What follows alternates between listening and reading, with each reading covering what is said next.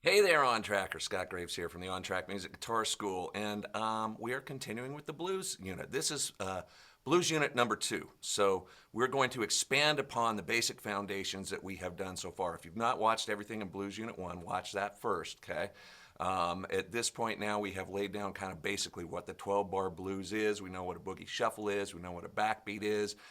We know what 1-4-5 progressions are, and the basic form for the 12-bar blues with a few different variations on it. And that's all important stuff to know. That lays the groundwork for what we're going to do.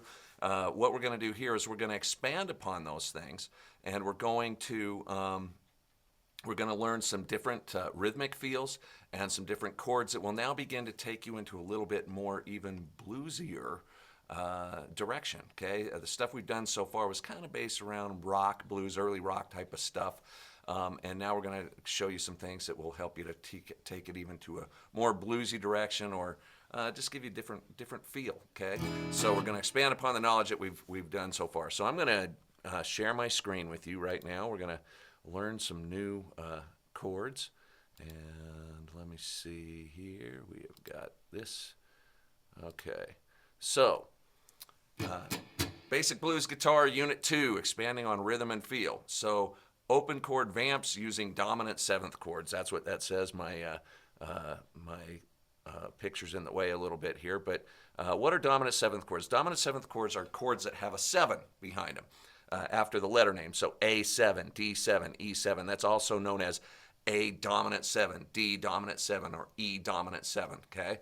And these have a little bit more bluesy quality to them rather than a major chord or a power chord. These are going to sound a little bit more bluesy. So let's look at some basic dominant 7 chord shapes that we're going to use for our 2 standard blues keys. We've got the key of E and the key of A.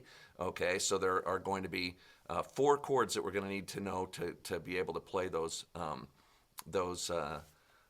keys using dominant 7th chords. So first key chord we're going to look at is an E7. So there are 2 different ways that we can do this depending on what you prefer.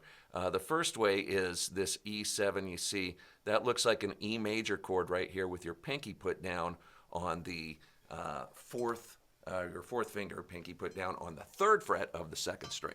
So when I look at that shape, it looks like here's an E. Kind of hard to see how I've got that E going. Let's see if I can, well, it's kind of hard to see in that picture, but there's E. And then I'm going to put my pinky down here on the 2nd fret, or 2nd string, 3rd fret, okay? When I play that, really nice, bluesy sounding chord. I'll stop sharing my screen for just 1 second here so you can see it nice and big. There's the E chord right there, kind of here, these 2, and then the pinky down on the 2nd string, 3rd fret. So I play across those, and listen to that nice bluesy quality that gives me, okay? If I take the pinky away, that's kind of the blues note. Sounds good, that's an E major, but it's not as bluesy sounding as when I put that pinky in there. Okay, that note's a D right there. It gives it that bluesy sound.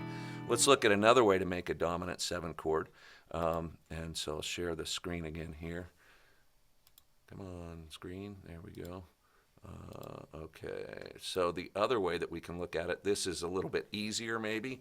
It's taking this E shape and removing the 3rd finger from that 4th string, 2nd fret, and exposing the D on the open 4th string, and that D is what makes it bluesy sounding. So here is a 2 chord, or a 2 finger version, and again, that note, the D, is the one that makes it sound bluesy. If I don't have that D in there, it's not as bluesy as that. Okay, so those are both E7s. Those are going to give you a more bluesy type of a sound. So that's our first dominant 7 chord we're going to look at. We need to know an A7, okay? 2 different ways to do the A7. The first way I'm going to show you here, you're going to bar your 1st finger across the 2nd fret, okay, on strings 4, 3, and 2, and leave the open string, okay? So you put down a bar all the way across these strings, leave the open string, and then on the third fret of the first string, you're going to put down this note. This will make it sound bluesy. This is a G, okay, and it sounds like, see, that last note is the one that makes it sound bluesy. Now, you could make this without barring. You could go like that, make your A like that, and put your pinky down. Or you could use maybe your third finger on that note. There are other ways to make that chord. I just have it listed like that, okay? So nice bluesy sound. You're not playing the sixth string. That's A7, okay? Now another way to do that A7, nice easy way, is this way right here. It's like an A chord with a hole in it. You've got that G note, open third string. This G is down an octave lower. Comes down over here to the open third string, and that gives you a nice bluesy A7 sound. So this is a two-string version of A7, or okay, and you're getting the blues note right there on that open third string. Okay, so both of those are good ways to make it. Either one doesn't matter. They both sound great. They're kind of interchangeable. Okay, next one, D7. Okay, as opposed to a D chord has the note here on the third string and the first string, both on the second fret, but the one on the second string is up here on the third fret. And here we've got it down here on the first fret, and that's going to give you a bluesier tone for your D chord. Sounds like this, D7. Okay. Here was a regular D. Sounds great, but when I do the D7, really more bluesy sounding, okay? And then finally, the last chord we're going to need here is the B7, and the B7 we're going to use in place of that B5 chord when we're in our key of E. And this one's probably one of the trickier chords that we got here. You can see 4 fingers down to make the chord. Not too hard, but if you haven't done it before, it takes a little bit of getting used to. I know people who've been playing for a while have a hard time with this chord. It's kind of hard to tell, but all my fingers are down here on the second fret. That one's on second fret, and this one is actually on second fret too. That index finger is on the first fret of the fourth string. Don't play the sixth string on that one. It's a root on fifth string. And again, nice bluesy sounding chord. Okay? So those are our dominant chords that we're going to need to know. I prefer, when I'm doing this on the E7 and the A7, I prefer these shapes where that bluesy sounding note is on the higher string. It kind of jumps out at you a little bit more. I don't always play them that way, but given the chance, I usually choose that one. It just makes it, if for some reason it jumps out at my ears a little bit easier to hear it in that higher register. So, but again, if those are hard for you, don't let that stop you from going through these exercises and playing the blues. Just use the easier shapes until the other ones get a little bit more comfortable for you. So those are our foundation chords that we're going to need to be able to do to take this in a little bit more bluesy direction. Okay, so the title of this section, first section, is Open Chord Vamps Using Dominant 7th Chords. So these are our dominant 7th chords that we're going to use. Now, what is an open chord vamp? Okay, vamping is a term that's used to describe an improvised rhythm pattern that a player uses to play over a chord progression. Okay, there's no set pattern for a vamp. If someone tells me, dude, vamp on A, that means, hey man, play an A and make it sound good. So if someone tells you to vamp on an A7 chord, I'm just going to take an A7 chord and I'm going to do something.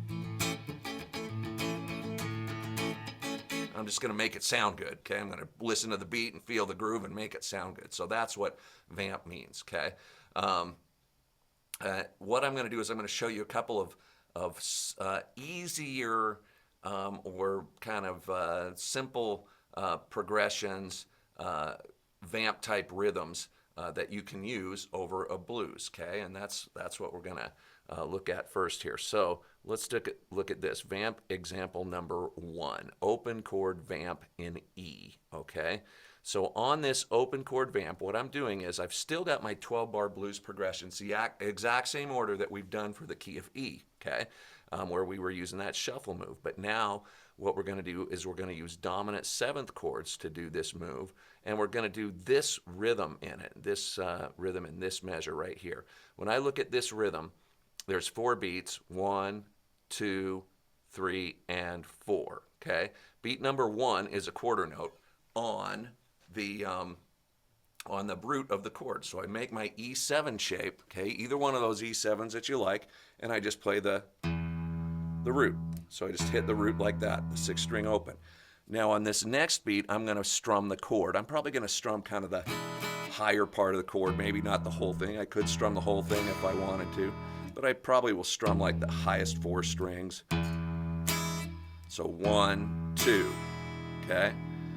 This next chord on beat 3, I'm going to do a dead sound. I'm just going to let my my hand up and just get a dead sound on that. And that will be a downbeat. 1, 2, 3. Okay? So on 3, I'm getting a dead sound. 1, 2, 3. And then on the and of 3, I'm going to hit an upstroke, and I'm going to strum the chords, probably just the highest kind of 4 strings of the chord. 1, 2, 3, and. Okay? 1, 2, 3, and. And then I'm going to rest on beat number 4. 1, 2, 3, and 4. Okay? And I'm going to repeat that 4 times for the E. Now when I go to the A, I'm going to do the same exact rhythm move with my right hand, but I'm going to do it for an A7. Now the one thing that I do have to change is the root of the A7 is the 5th string open. So when I do the A7, I'm going to hit the 5th string open, 1, 2, 3, and 4. Okay, so same thing. Down, down, down, up, rest. Down, down, down, up, rest. Okay, so I've got that A7 chord, and I'm doing the same exact vamp. Okay, on the next E7, I'm going to do the same vamp that I did here in the first bar for 2 bars of E, and then I'm going to go to B7. Same vamp move, but using the B7 chord. So on the B7, I am going to make my B7 shape, and my 5th string again is the root, and I've got the same move where I've got down, down, down, up, rest. So again, that's down, down, mute, up, rest. Okay? So I'm just going to do that once for the B, because in our basic form, we always go B is the 5 chord. We do measure of 5, measure of 4, measure of 1, and then this is a 5 chord turnaround. So through this section, this will be the hardest section. We're going to do the B, and then go to A, E, B. Okay, I'm saying B, A, E. I mean B7, A7, E7. It's just easier for me to say that. Okay, so what I'm going to do here, stop sharing my screen for a second. What I want you to do is go back and learn those chords, okay, and try that vamp section just really slowly without any rhythm or anything behind it, and do it on your own. Get comfortable with those chords for that key of E, and then come back, and we're going to do it to a track and play along with it. Now what I'm going to do real quick here is I'm going to share my screen, and I'm going to put that graphic up so that you can just see the graphic by itself, and I'll get rid of my mug on it a little bit so that you can kind of see the chords and everything. Let's do this. Get rid of that, and let's go. Okay, so there you should be able to see the chords and the rhythm progression. So you can freeze your screen on that, and this is a good place to just freeze the screen and work the chords through. Okay, so go ahead and you can do that now. I'll stop sharing for a second. You can come back and look at that. So freeze the screen or go back to that thing so you can see the chords and the rhythm all together, and then practice that and come on back and we will go through this with a track playing at a nice mellow tempo. See you in the next one on Trackers. Take it easy.